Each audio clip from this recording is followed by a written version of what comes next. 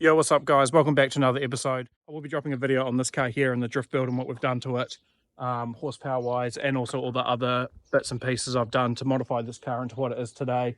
So currently as this sits, it's sitting at about 400 horsepower, which is, it's not heaps, but it's enough for me to kind of have a go in, but I'm struggling a little bit to get the hang of it. I'm not sure if it's the car or if it's me.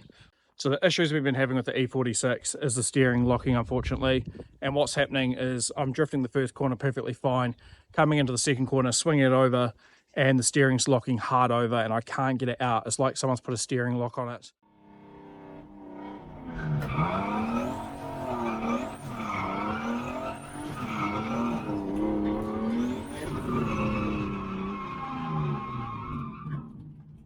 I believe a lot of that reason was the engine's actually talking over and hitting the steering column and jamming it up.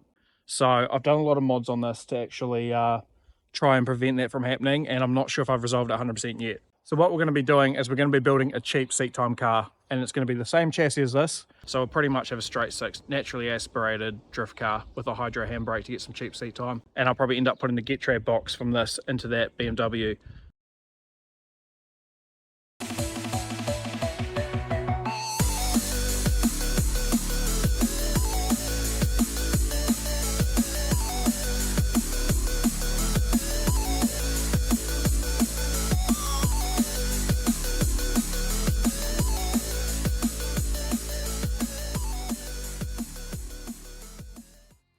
It's pretty straight though. Just those little things. Yeah. Like lights and stuff. Like the faded tail lights and shit. Yeah. Badges. Yeah. There's a beamer thing though, isn't it? Pretty much. Yeah, it's got like no exhaust. It's been cut off. Little things, you know. The front is pretty messy with the clear coat as well, but we can always tidy that up. Give it a repaint or something, eh? I'll take bugger all. Be interesting to see what's wrong with the engine. Whether it's actually overheated or whether it's just something else. The guy reckons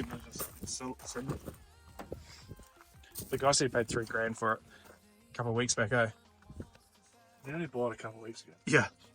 Oh, what the heck? For like $3,000.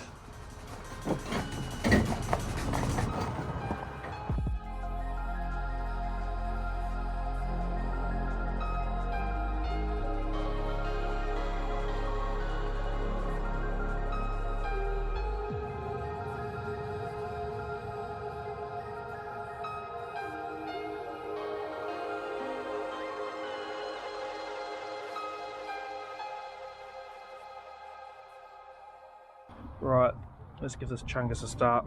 So what I've done is I'm just going to plug in the battery. Alright, ignition. I didn't want to start there. I think it's just a bad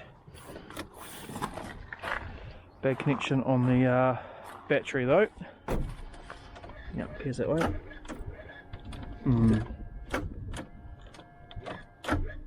I reckon that might have seized. And this is why we don't run BMWs out of water. That's completely seized.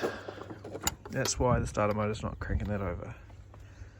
Because that we're drawing a lot of current and that's trying to start. And there's no way it's budging, so she's completely seized up. So it'll be a whole new motor. This one's for the trash can now. Right guys, we actually managed to suss an engine for $300 for this BMW, which is insane. It's on the other side of town, so I've just got a transport trailer currently loaded on the back. But that's a bloody bargain. I'm pretty sure the engine in the black coupe is seized, unfortunately, because it's not turning over at all. The only thing I could think of is possibly if it's done a head gasket, it's got some water in the cylinders. If it's got water in the cylinders, then it may have rusted in position. So we may be able to free that up, I don't know. So we've got the E46 now in the garage. We're gonna start pulling this motor out. Unfortunately, the M52 I've bought is a TU, which means it will not work with this. Is it M52 TU? 52. It's a 52, I think. Yeah, it's an M52. See, I still can't remember. This is an M52, so that will not work because the ECU is different. So I need an M52 TU or an M54.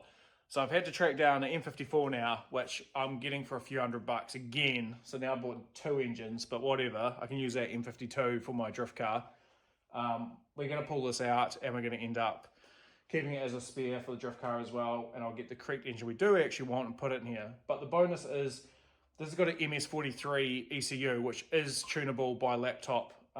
So no matter what we do with this, we should be able to put pops and bangs and launch control and all that fun shit into this. So it shouldn't be too bad. So the plan is now rip it all out and then refit a new engine, and then we'll see what's going on with this. Hopefully I can just lift the head off and it's just a head gasket, which is what he's told me. But we looked the other day, and it looked like it had water in the bores and stuff. It was quite cold the day after you lift the oil cap and give it a little sniff. Yeah, it was. You sniffed today. Fagan Winter here, he had a sniff of it and it's stinky. It's a technical term. So yeah, it smells a bit like coolant and stuff. So, and you can literally see in the top, he says pulled the injectors out. I don't know why he's pulled the injectors out to like do a compression test on it. Anyway, whatever. You need those in to do a compression test. Well, that's what I would have thought too. Think otherwise, I suppose. It's like port injection. Oh fuck, I don't know. Anyway, we had a look and it's got coolant in the bores. So that's why the engine's probably seized up and not turning over. So that sucks pretty much, first thing, because it means the head's got to come off now to clear the water out. And then hopefully the bores are okay. And if the bores are okay, we should be able to use a short block on it at least. Maybe skim the head and refit it. I don't know. We'll just see. So yeah, we're way down the track.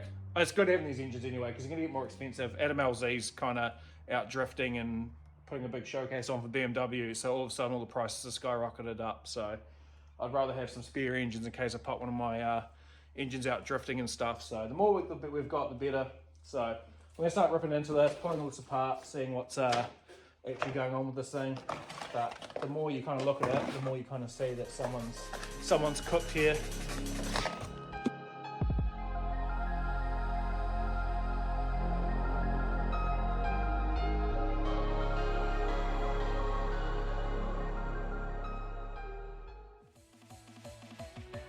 So we've got the master AC compressor release guy here. Fucking leave it! So if we just keep working it. Swear I've had that before. That's some good mac and cheese roll.